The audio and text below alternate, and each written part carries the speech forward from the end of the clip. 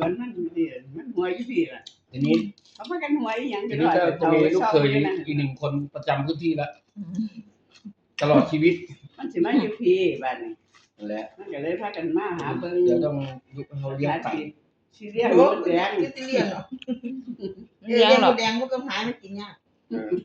ไม่เลี้ยงหรอกแค่เดินผ่านก็ว่าแตกแล้ว บ้านทูแล้วก็ เอามาไปใกล้ หรือ มาเลี้ยงมดแดงก็หาไม่กินยาก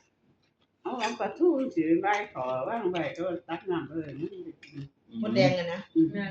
ใครกันราคาแพง ก็ พอ ต้องเชื่อ เขาเลี้ยง แต่ว่า ยังเดี๋ยวไข่มันจันหรอตาไข่ มันสิไข่เบิดปีบ่ล่ะมันสิบ่ไข่เป็นย่ำติ มันยังไข่มันเนาะ บ่ได้ตลอดเด้ มันนี่ไม่ค่อยหมดปีนี่แหละ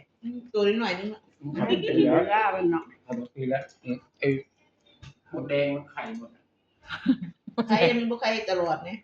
ก็ใครเป็นช่วงๆกันแหละก็มดแดงเลี้ยงอันที่ใครดูก็มดแดงป้าก็ได้เพราะไม่ได้กินเต็มที่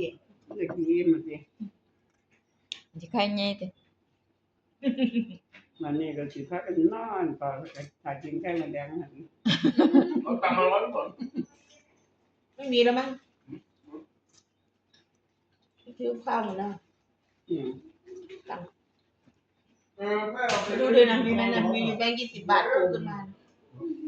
เอากระเป๋าแม่มาไปเนาะข้างล่างเอาขึ้นให้นับก่อน